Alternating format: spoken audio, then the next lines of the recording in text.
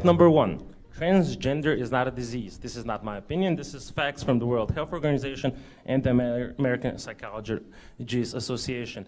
Just like gay people don't have a disease. Fact number 2. Rich kids stay rich, poor kids stay poor.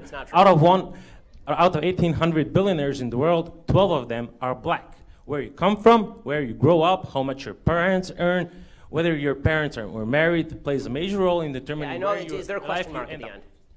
Fact number 3, I would just like to remind you that hate speech is not free speech. Yes, it is. And my question is, since facts don't care about your feelings, why did you use false facts? Okay, so none of the facts that I used are false. First of all, yes. No, okay, first of all, would you like the answer? Okay, so the 3 facts you mentioned, you talked about transgenderism. First of all, until 5 minutes ago, the DSM specifically defined transgenderism as a disorder. It defined it as gender identity disorder, now calls it gender dysmorphia, which doesn't even make sense. It says that depression is the actual problem, not the actual gender disorder, which again does not explain why the transgender suicide rate is upward of 40%, and the actual suicide rate for the rest of the American population is lower than 3%. Okay, so that's number 1. Number 2, you talked about income inequality, and you suggested that all wealth is inherited. This is nonsense. According to the IRS statistics, if you are born into the bottom 20% of wage earners in the United States, you will not be one of the bottom 20% of wage earners in the United States. 90% of people will not be within 15 years. There's tremendous wage mobility in the United States of America. Plus, there is not a group of people who just sit at the very top and stay there. People move up and down, in and out of the 1%. 1% just defines the line of income. It doesn't define the people who are in that 1% of income. I've been in the 1%. I've been out of the 1%. It will happen to lots of people. People who are older tend to be more likely to be in the 1%. They weren't once in the 1%. What happened? Okay, so that's number 2. Number 3, you say hate speech is not free speech. It depends how you define hate speech. The only speech that is not free speech is speech that overtly defends or pushes violence. Specifically, speech that is generating violence, right? That's the only type of speech that's not hate speech. If I say things you don't like, that's not hate speech. And if you think that it is hate speech, you're a fascist. End of story. So what is your formal education background? Because I guess a lot of people don't know what your undergraduate degree was in. So I was at UCLA in political science and then Harvard Law School. Okay. So you don't have, you wouldn't consider yourself an expert in sociology? I mean, I don't consider sociology a particularly expert field, but go ahead. I think I'm able to read a sociological study.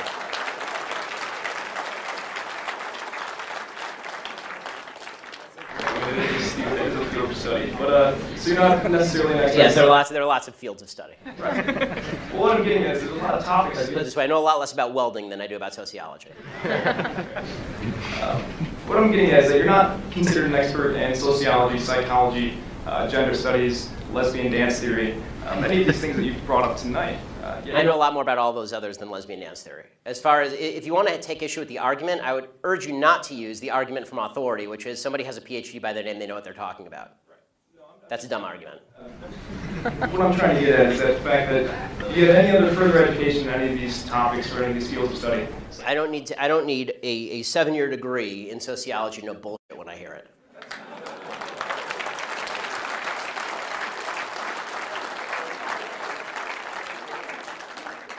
And granted, that's your opinion. Right, because I'm here, yeah, giving it. That would mean that you're also offering kind of an unqualified opinion on a lot of these topics. See, again, you're just making the argument from authority. I don't think slapping a PhD from Ferris State next to your name makes you an expert in all things in the field in which you propose to speak. Okay, the fact is that either my argument's good or my argument's bad. Citing to my credentials is a really bad way of making an argument. It's like it's actually the equivalent of, it's so funny, when people do this, it's the equivalent of actually a religious person saying, citing to the Bible for an argument. I'm a very religious person, right? I mean, see this? It's the yarmulke, okay? I'm a religious person, okay? I never cite to the Bible. The reason I don't cite to the Bible is because that's an argument from authority. Okay, you may not believe the authority to which I'm citing. I don't believe the authority to which you're citing. So you're going to have to make me an argument as to what I'm saying that's wrong instead of just saying I don't have the properly enumerated degree from the institution of your choice. I'm merely citing academia. If you haven't done any significant study or any type of educational, you haven't established yourself as a PhD or a doctorate in any of these programs, so how can you make a qualified opinion on any of these topics is my question. Because I have read the studies and I can have an opinion on them. So you mentioned how people aren't victims of circumstance. As a general rule, some people are, obviously. But how do you explain people who aren't given access to certain things and stuff, and therefore cannot advance? Like, you cite like single mothers and stuff like that, and fathers leaving them, and women. Oftentimes, you see it all across the country. Planned Parenthood clinics being closed down and stuff, and they can't get access to contraceptives or abortion and stuff that would stop them from being in that situation. But you think that somehow they should just help themselves, but when in fact Condoms cost 35 cents. I think they can help themselves. I mean, that's the idea that contraceptives are not available in the United States is absurd. It's absurd. I'm sorry. It's crazy. The idea that you can't get cheap or free condoms anywhere.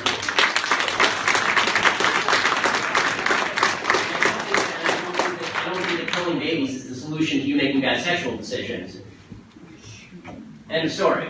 I mean, I don't see why, the unsuccessful decision that you made was the decision to have sex out of wedlock and then get pregnant out of wedlock. That decision is not alleviated by killing the product. So, since you're going to say mothers are forced to be parents, should you then also incite like laws or something like that, since you're going to force these women to be parents, that force men to be fathers? Well, and there already are.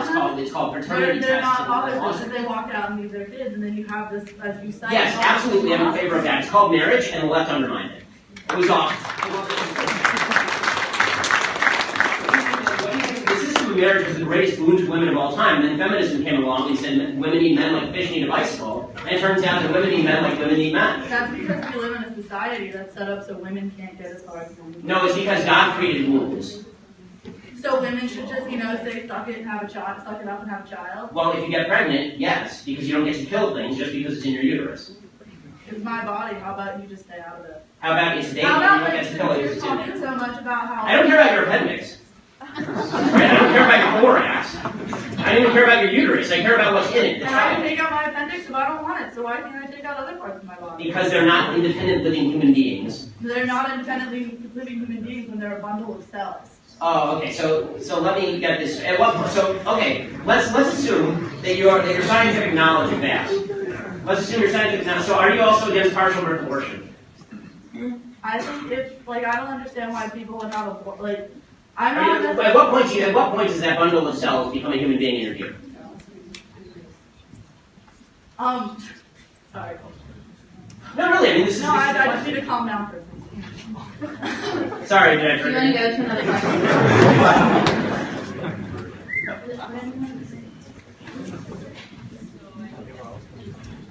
No, I mean, that is the relevant question. If your argument is that it's a bundle of cells, then the question becomes when it's not a bundle of cells. Unless it's a threat to the mother, late term abortion shouldn't happen.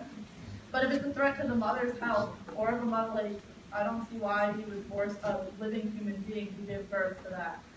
Because it's another living human being. So you're going to kill the mother to save the baby? And no, hold on. You're talking about a case where the mother's life is in danger. I don't know what you're talking about. Care and stuff after they're born. I agree with you that abortion is an exception when the mother's life is in danger. But the concept of bodily autonomy means that I don't have to give up any part of my body unless I say so. The baby is not part of your body. The baby is your baby. Nurture. Really, my wife is pregnant right now, and she's 30 weeks pregnant. Yeah. And 32. That baby is kicking the living crap out of her. Okay, that is a living human being in there. Okay, and I promise you that it is not a bundle of cells.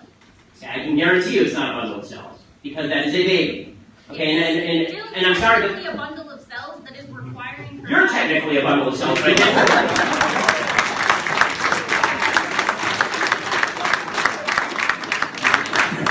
You can say no. That is the concept of bodily autonomy. The entire concept of why we Okay, so we have other questions that need to be asked. You have 10 minutes. We can go on all down this, but here's the final point. Abortion is a very simple issue. If you believe, as you do apparently, that that's nothing in there but just a bunch of goo, then you're right. If you believe in something called science, that is more than a bundle of goo, then you do not get to kill it just because it's convenient to you. And let me tell you something. No, science definitely dictates that a fetus, until it can leave the womb and be technically viable, is a bundle of cells inside a person. Okay, so if you can only live on life support, you're not a person. You stop being a person. So if you get in a car crash today and put you on life support, you're on an iron lung. You take off the iron lung, you're going to die. You're not a person anymore. Is that how this works? if my brain is no longer functioning... No, if your brain is functioning, but you can't breathe on your own. Then I'm still technically viable. Brain function... No, you're not, because the machine is keeping you alive. Look, again, the bottom line is this. If you are defining whether something is a life or not based on your own convenience, that is the nature of evil. Okay, defining what a human being or not, whether something is a human being or not, based on whether you want it or not, is nasty. You manipulate science to enhance your own... You're the one manipulating science. You're the one suggesting that it's like snot. Okay, it's not like mental illness, when in fact the DSM-5, which is the definitive psychological examples of mental illness, has declassified it. The DSM is highly politicized and has been for decades. And it was until 2 years ago, it was classified as gender identity disorder of mental illness. Okay, we can move on to questions. Yeah, because you just don't like what we're saying. No, see, the difference is I let you talk. No, what's funny is you actually know my father, but you had the same conversations with him, and you shut him down too. In what way have I shut you down? You've been talking for like 10 minutes here. She's been talking, I've been talking, but you haven't actually answered her questions. No, I did. You just don't like the answer. And I'm sorry if you don't like the answer. As far as the institutional racism, all I would ask you to consider, you can believe what you want, but I would ask you to consider this. Shouting institutional racism does not actually combat racism. You have to find individual instances, and you have to show me who the racists are so that we can fight them together. I hate racism. I think it's evil. But if you're just going to say institutional racism every time something bad happens, there's no way to fight it. I need a policy that you're proposing, or I need a person who's actually racist so that we can fight it together, or we can determine whether the policy is good. What I find really problematic is the virtue signaling that I see by so many people on the other side, which is, I don't have to give you the racist, I don't have to tell you who he is or what measures I'm proposing. I just say institutional racism, everybody cheers for me because that's an approved point of view, and now we move on with our lives. You haven't helped anybody, you've just made yourself feel better. If you want to, have her respond, please. Well, I think that institutional racism in and of itself, first of all, I would say that the majority of the people that do bring up institutional racism do also have solutions as to how to combat it. But which invariably involve encroaching on other people's liberty. But yes. Well, I would just say that there is kind of, again, I feel like you're painting a wide and diverse group of people with the same brush and saying that if you can't point to a policy or if you can't point to a person, then you're just wasting everyone's time. And I think that a lot of people are trying to point to policies. And while I think that the idea of pointing to a racist person is fundamentally in contrast with the idea of institutional racism, because institutional racism grapples with implicit bias in the society as a whole, or not like a ghost in the machine, but in individuals. Unless you're connecting that to a policy, it's a cop-out. Because now we're ghost hunting again. If you just said to me, we have a problem in American society, income inequality, right, is a problem in American society. If you just gave me any problem, and I said, well, that's the Bilderbergs' fault, right? That's the fault of the Bilderbergs, right? It's a conspiracy, it's the fault of the Bilderbergs, right? There are all these conspiracy theories about the Bilderberg group. Now, let's say that it's the Bilderbergs' fault, or it's the Protocols of the Elders of Zion. It's whatever it is. There's some conspiracy out there. You would say to me that's not useful because what are you even talking about? When you say institutional racism, it's too broad. You at least have to name me the institution. Which one is the racist one? Which institution is racist? Tell me which, so we can fight it seriously. So we can fight it together. Just shouting slogans like institutional racism it's not effective. Shouting white privilege is not effective. I want to be on your side. I do. I want to fight racists. I think racism is. I think racist behavior is evil. I want to fight it with you, but I can't fight it if you're not showing me what it is.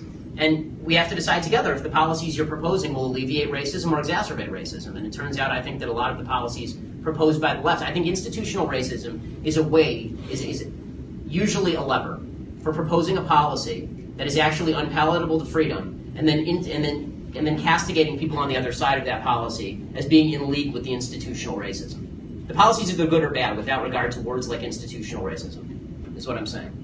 Honestly, I'd love to sit down and talk with you for an hour about it because it's a worthwhile conversation, and I think we could actually get somewhere with it. But I think that slogans generally tend not to be particularly effective in getting us to solutions. So, how do you say that some people don't have privilege when you basically just said that trans people aren't valid? They're not a thing. They're just girls pretending to be boys or boys pretending to be girls. Okay. Okay, Oh, someone's excited. Okay. It's biological, but gender is a completely different thing. No, gender is not disconnected from sex. So. It's not completely disconnected, but it's still a cultural thing. It's still from society. It's Okay. No, it is not in the mind. Okay, you're not a man if you think you're a man. And I didn't say pretending, or if I did, I shouldn't have said pretending. Let me amend. You said playing. Okay, I said a boy who thinks he's a girl. That's the usual phraseology I use. Not playing. I usually say a boy who thinks he's a girl or a girl who thinks he's a boy, which is technically what we're talking about here. As far as the actual psychological issues at play, it used to be called gender dysphoria or gender identity disorder. Now they call it gender dysphoria. The idea that sex or gender are malleable is not true. Okay, and I'm not denying your humanity if you're a transgender person. I am saying that you are not the sex to which you claim to be. You're still a human being, and you're a human being with an issue that I wish you Godspeed in dealing with in whatever way you see fit. But if you are going to dictate to me that I'm supposed to pretend that men are women and women are men, no.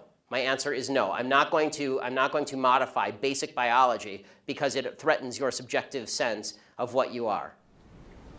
Okay, but you're still saying these kids should not be accepted because they don't really fit in either place? They can't just I'm saying that the Boy Scouts have a standard. You must be a biological boy to be a Boy Scout. You have to be a boy to be a Boy Scout. Where's that written, though? Okay. In the name Boy Scouts. Because this is a very because for all of human history, boy meant boy and girl meant girl. Boy did not mean girl. People are breaking our same-sex culture. And if I call you a moose, are you suddenly a moose? Okay, if I redefine our terms.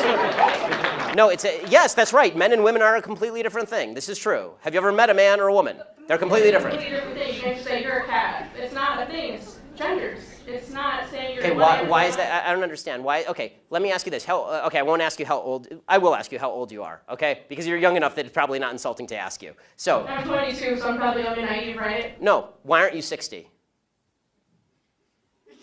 Why aren't you 60? Because and why can't you identify as 60? What is the problem with you identifying as 60? Because it's not the same as gender. You can't just. You're right. Age is significantly less important than gender. You can't magically change your gender. You can't magically change your sex. You can't magically change your age.